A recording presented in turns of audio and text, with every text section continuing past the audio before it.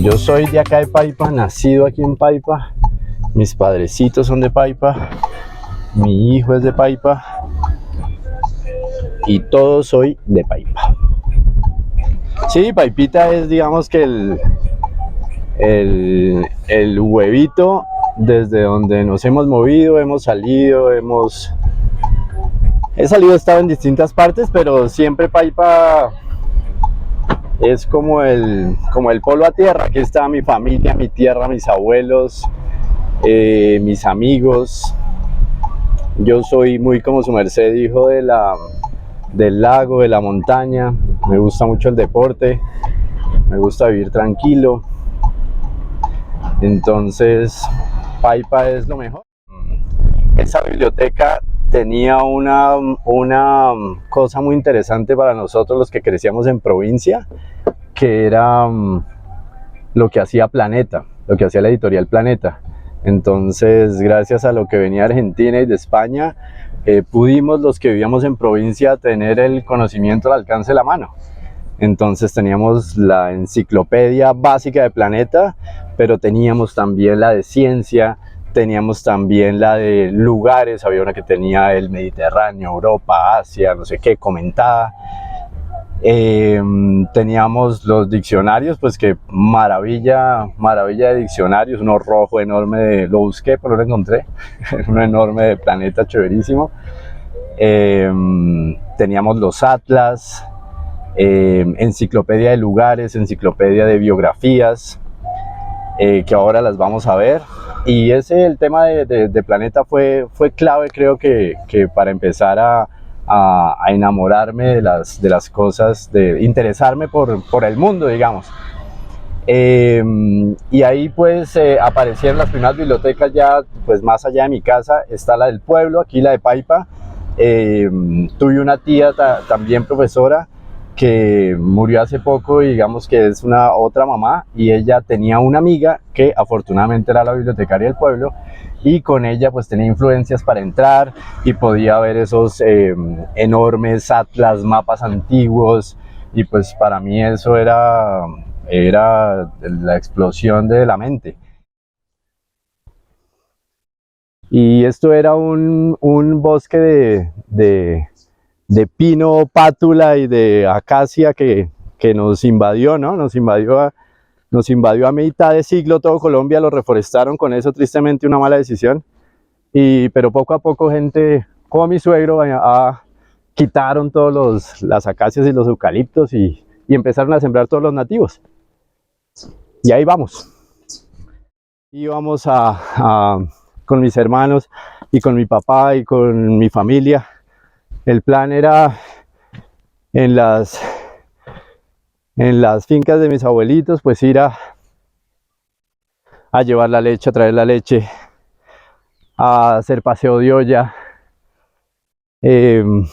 Entonces el tema de vivir en el campo pues es chévere. A mí siempre me ha gustado. Pues bienvenidos a mi casa. Esta es mi casita. Este es el árbol más bonito que tengo. Las hojitas se las llevó el agua, se pudrió producto del invierno del año pasado, pero pues ahí está, vivo y hermoso, o tal vez muerto y hermoso. Una cosa ahí, ya que estamos acá, la hice con una piecita. Esto es producto de la pandemia.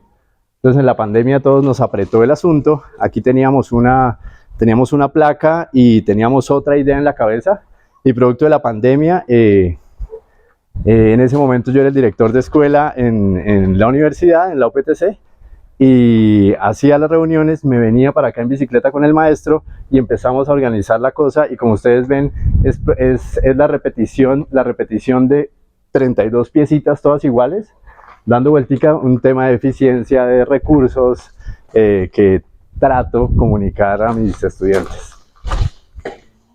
Cuando hay poco, toca cocinar bien con lo que hay en la nevera. Allá hay otro árbol muerto. Estamos en un lugar que esta vereda se llama la vereda La Esperanza. Estamos en un lugar que tiene mucho salitre, mucha sal.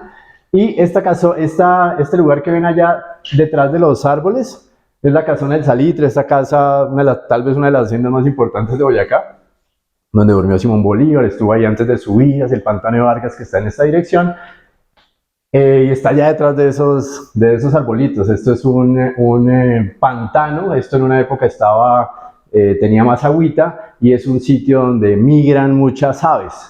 Aquí, pues, producto del cambio climático, ya no llegan muchas garzas, sino están llegando alcaravanes. Así andamos. Aquí yo me despierto y hay un par de alcaravanes, y ahí llegan y pues en esas andamos.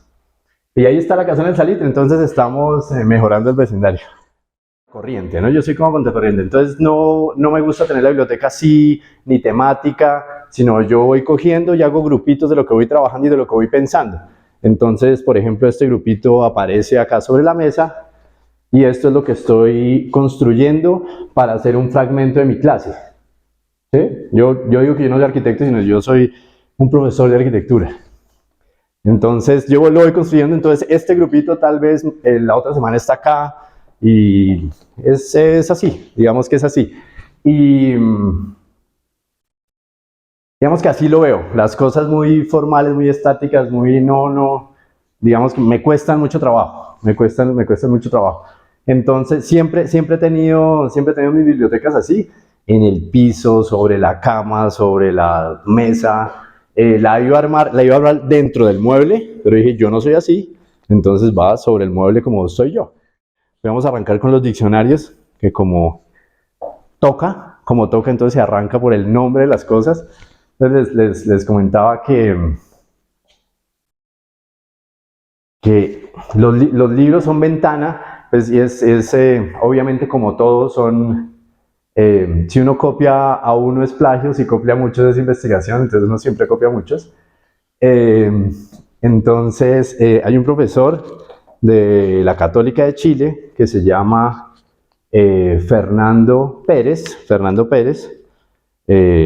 homónimo de un amigo del tenis que me prestó este bello libro, Atlas Antiguo de Colombia. Esto es una belleza de libro.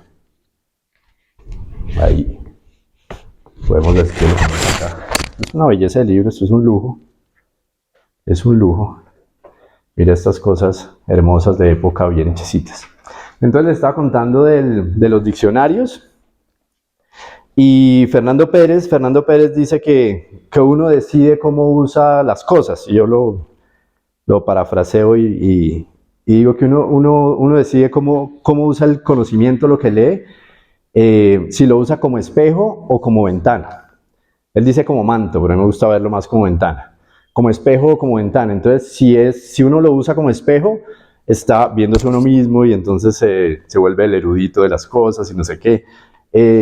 Pero él propone, y a mí me gusta verlo así, es como ventana que a los libros uno le pregunta, le permite ver cosas que no ha visto, conocer otros mundos. Digamos que si lo ve uno así, esto se vuelve una maravilla porque es constante pregunta. Yo podía estar, como dice Séneca, con un solo libro y darle toda la vida, porque uno va cambiando y darle toda la vida, y profundizando en el tercer párrafo que lo leí a los 15, y a los 15 me sirvió para una cosa, y luego lo leí a los 25 y le cogí otra, y luego a los 60, y ese concepto de ver las cosas no como espejo, sino como ventana en los libros, me parece maravilloso, me parece bello. Entonces los diccionarios aparecen, pues, además el tamaño, aquí está mi nombre. Bueno, aquí está mi nombre, seguramente a mí me dicen J, no sé cuántos años tendría cuando hice este dibujito. Entonces, esos libros también, el tamaño, la escala, no solamente lo semántico era importante, sino, y es una cosa que tal vez por la que soy arquitecto, que me interesan más las cosas, cómo se hacen las cosas, de qué son las cosas. Digamos, ese cómo se hacen las cosas y el porqué de las cosas me interesa más que lo semántico. Entonces, de los textos, la parte sintáctica es más chévere. Entonces, me gusta, por ejemplo, las raíces. Entonces, que yo puedo decir flor, pero puedo decir florero, y puedo decir floricultor, y puedo decir, no sé, y eso me parece hermoso. Entonces, están los libros, el tamaño. Me acuerdo que yo tenía este y tenía también uno naranja, y que cabía. Y llevarlo era lo máximo.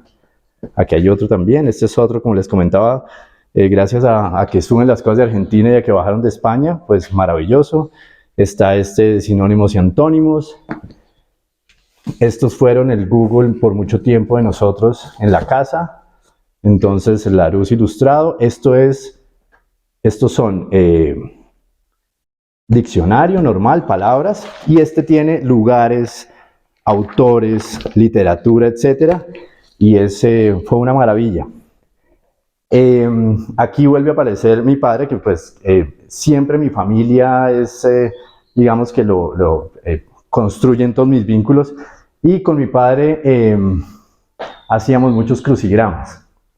Entonces el plan de sentarnos y hacer crucigramas y construir palabras que no conocíamos, producto de las palabras que conocíamos, por eso digo que lo sintáctico termina siendo muy importante. Entonces uno dice, ay, el álgebra se construye así, lo que conozco, con lo que conozco puedo construir lo que no conozco, ay, en el lenguaje también. Entonces empieza uno a unir cositas interesantes y ahí aparece la palabra. ¿Cómo funcionan las cosas? Entonces, como les decía, el cómo y el por qué. ¿Cómo funcionan las cosas? Entonces aquí está cómo funciona, no sé, los espejos, la lente, la luz, el cómo se hace, fotografía a color. Un librazo, yo creo que y había otro que se llama El porqué de las cosas. Fueron libros bien claves, ahora haciendo el ejercicio de reconstruir el tema. Los atlas pues siguen, ¿no? Los atlas, entonces, pues los atlas son una maravilla. Entonces, como les dije, la sintaxis del atlas, pues más allá de que aquí yo sepa dónde queda Afganistán, a mí me interesaba que había un código para leer el mundo, que era el dibujo, y que yo podía hacer representaciones y no necesariamente era lo que veía. Entonces, se pueden dibujar estas cosas así. Ay, mire cómo se hace no sé qué cosa. Y digamos que esas hilos que fui atando empezaron digamos que a conectarse. Los atlas, que me acuerdo pues que uno los calcaba y todas esas cosas. Entonces, atlas del mundo, atlas de Colombia. Y como les comentaba esto, el tema de la representación. La representación permite abstraer el mundo. Entonces, estas son las montañas, pues obviamente no es la cordillera central, la cordillera oriental, pero es una abstracción de lo que hay. Y así se ha construido como un soporte de la memoria. Entonces, todo esto que vemos aquí son soportes de la memoria. Todo esto son soportes de la memoria. Entonces, hay soportes de la memoria matemáticos, soportes de la memoria lingüísticos. Esto es un soporte de la memoria de representación gráfica.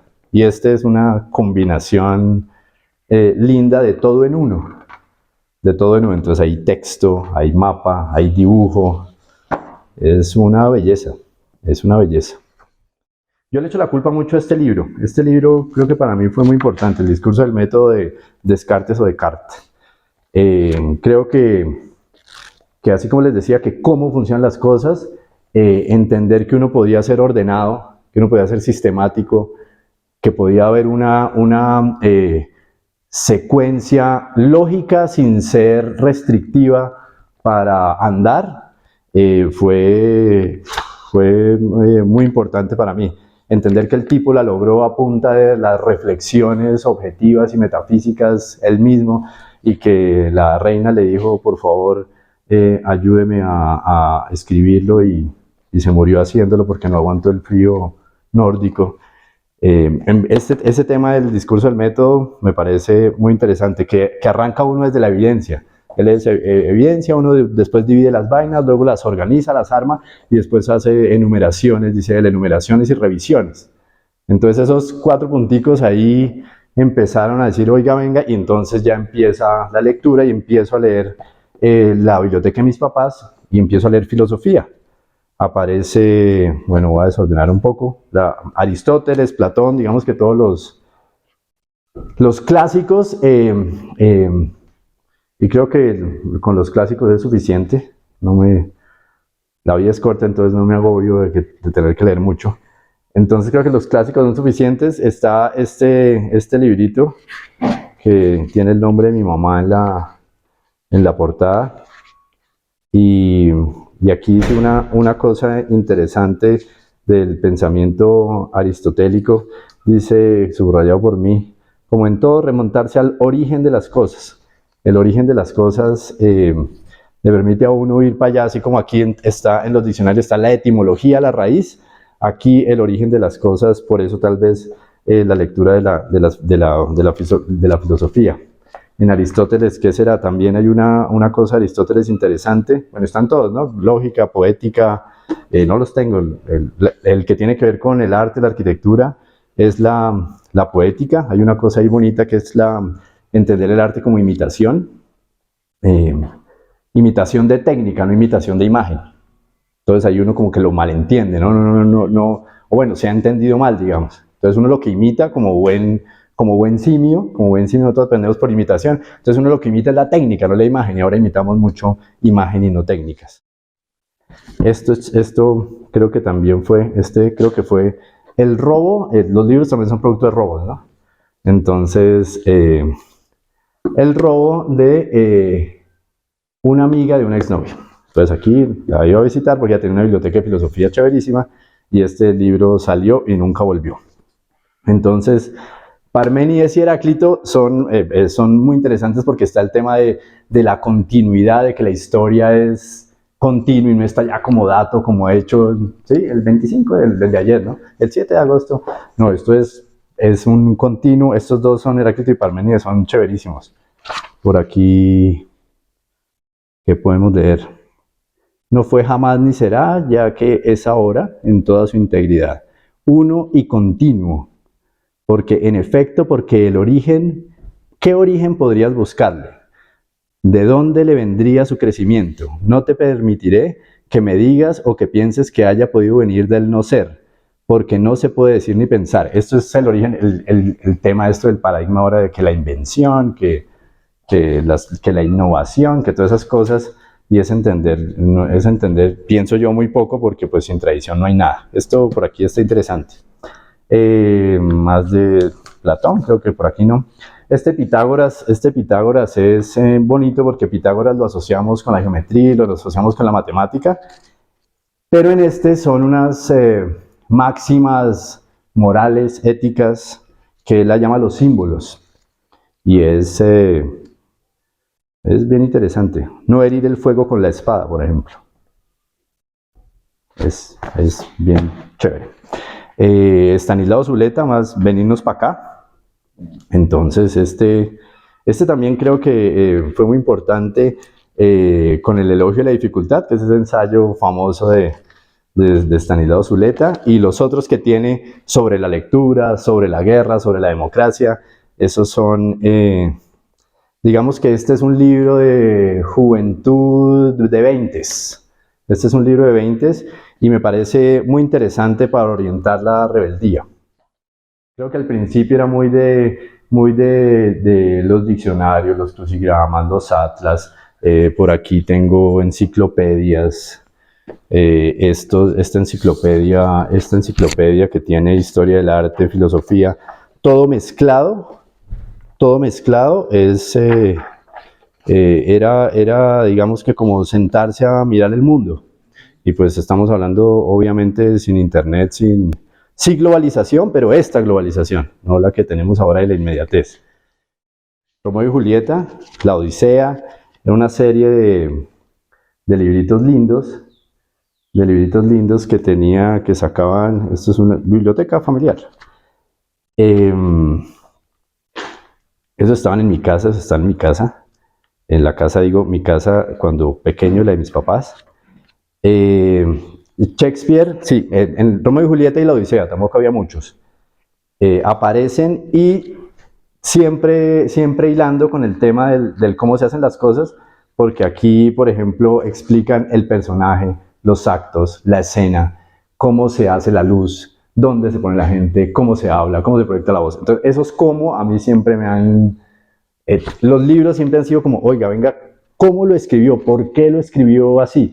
No, la historia de no sé dónde, tal vez eso yo me pongo o en los pies, o en la cabeza, o en las manos del escritor, y eso me interesa mucho.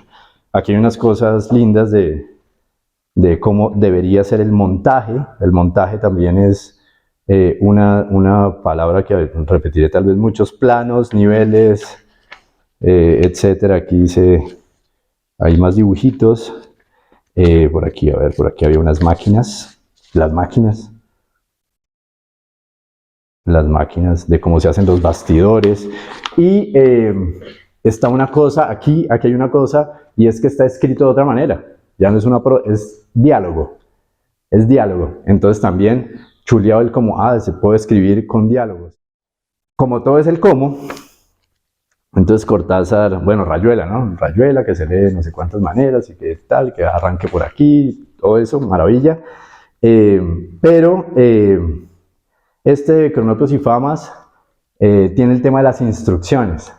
Entonces, instrucciones para llorar, instrucciones para subir la escalera, ¿no? Ponga la pierna, no sé cómo. Entonces, esa manera de escribir, o el texto este que tiene, que no me acuerdo cómo se llama, que escribe sin verbo, 2 páginas sin verbo. Es una belleza. Entonces, esos juegos que hace Cortázar, para mí fueron muy importantes. Y me encontré un libro que se llama Autonautas de la Cosmopista, de Cortázar, y es un diario. Aquí hay diálogos, aquí hay todas esas maneras de hacer las vainas. Entonces, Autonautas de la Cosmopista es un viaje que él hace con una novia de esa época, que era una señora Dunlop, y cogen el carrito, que es una furgoneta, una Volkswagen de estas hippies, y piden permiso para viajar entre París y Marsella, y tomar diariamente, y ellos se ponen unas restricciones que tienen que anotar en su diario de lo que van haciendo, la gente que van viendo, que comen. Ahí entonces dice, desayuno, día no sé qué, desayuno, tostadas, no sé, y lo va anotando a medida que va viajando por esos 30 y pico de días. Entonces, esas maneras de hacer el que el viaje se convierta en texto, eso de Cortázar me parece que lo documenta con fotos. Hay una foto ahí que él está como con un conito, no sé si la han visto, con un conito de vía, de los colombinas estas viales. Borges, pues este es el Aleph. Pero Borges sí me gana, Borges me supera, entonces Borges no. Pero digamos que yo soy un buen lector de fragmentos de libros. Creo que completos he leído muy pocos, pero soy un muy buen lector de pedacitos de libros. Y con Borges es chévere porque me gusta que le da bote a los conceptos, y eso a mí como les decía, motiva la mente, lo lleva a uno yo soy arquitecto, y él habla, por ejemplo, del patio, y él dice que el patio es un recorte del cielo. Entonces, ese bote es una machera. O los que les comentaba de entender arquitectura como un subrayar el lugar. Él dice que si uno coge un puñado de arena del desierto del Sahara, lo modifica. Entender eso así es una maravilla. Un tipo que hace crucigramas para un diario, que hace cine, que pinta, que pertenece al grupo Ulipo, que está con el matemático Queneau y Italo Calvino. Y hacen esto de Ulipo, que era hacer ejercicios, y creo que se llama Taller de Literatura Ulipo Potencial, taller de arquitectura potencial, donde se reunían a ponerle restricciones a la imaginación, porque la imaginación solita es un etéreo, pero con restricciones se vuelve una creatividad potente. Eso hace Perec. Entonces, las cosas, la historia está de los sociólogos, crítica social, la vía de instrucciones de uso. El otro, pues, arquitectónico, de especies de espacios, ¿no? La cama, la habitación, escribir en la página desorientada, escribir en tipos de letra diferente. Bueno, todos estos juegos que hace Perec son son una maravilla. Sí, creo que Perec es el ídolo literario. Hay un arquitecto que se llama Rem Koolhaas, holandés, cineasta, libretista, etcétera, que tiene todas estas múltiples entradas para abordar la arquitectura, escritor, profesor, negociante, publicista, hace moda, etcétera, mete, digamos que todos los plugins al asunto. Están los ejercicios espirituales de Ignacio de Loyola. Entonces, este señor es bien interesante porque la meditación se entiende como una práctica muy oriental, pero en la tradición occidental hay mucho. Por ejemplo, los benedictinos hacían mucho el tema de la meditación, y San Ignacio de Loyola lo que hace es sistematizarlo, volverlo un método, volverlo una manera del día a día, volverlo paso a paso, entender las palabras, los pensamientos, los movimientos. Hay también unos laberintos específicos para la meditación donde uno va caminando y va haciendo ese tema, pero esto es muy lindo. Además, el sitio Montserrat se llama, un sitio cerca de Barcelona donde Ignacio de Loyola se refugió en la guerra y organizaba este tipo de cosas. La cocina también es muy importante, la cocina es muy importante. Comer bien no significa comer caro, comer bien es comer bien. Variar la comidita es muy importante, y cuando hice el máster en Barcelona, este señor, como digamos que Montañola, tenía esa perspectiva amplia de la arquitectura. Uno de mis profesores fue el que en ese momento era uno de los mejores cocineros del mundo, que era este señor que se llama Ferran Adrià, y Ferran Adrià tuvo por muchos años el Bulli, y el Bulli era uno de los restaurantes más importantes del mundo, y él daba clases en el máster que hice, y entonces él explicaba cómo la creación, la potencia creativa y la imaginación, explicando un pollo al curry. Entonces, conectar esas cosas, que es un libro que tiene Ferran Adrià que se llama Conectando Conocimiento, que es muy potente, explicaba él cómo, a partir de que sí, la cocina, el restaurante que él tenía era pues sí un negocio y todo este cuento, pero en realidad lo que le parecía interesante era producir desde un laboratorio con ingredientes alternativos de lo que se cocinaba. Y hoy en día él lo que tiene allá es un laboratorio de innovación, tiene un laboratorio de creatividad, ya no cocina, y viaja por todo el mundo con un concepto de conectar conocimiento a partir de la cocina. Es bien interesante, pues bueno, interesante, a todos nos gusta, ¿no? Bueno, no sé si a todos. Sí, la música está presente, y también es en la vida uno va escuchando cosas. A mí me gusta mucho el reggae, y del reggae me gusta mucho el dub, me gusta mucho el roots, me gusta mucho la música armada con otras cosas, que es el tema común. Entonces, ¿por qué me gusta esto? Porque el sound system, por ejemplo, que se hizo en Jamaica, que eran estos carros que ponían ahí las bocinas, porque no había muchos recursos, entonces esos carritos iban andando y ponían el sound system, y la gente podía montarse sobre ese sonido e ir haciendo su propio, construyendo su propia música. Eso a mí me parece muy potente, entender que puede haber una base, y sobre una base se puede construir mucha cosa.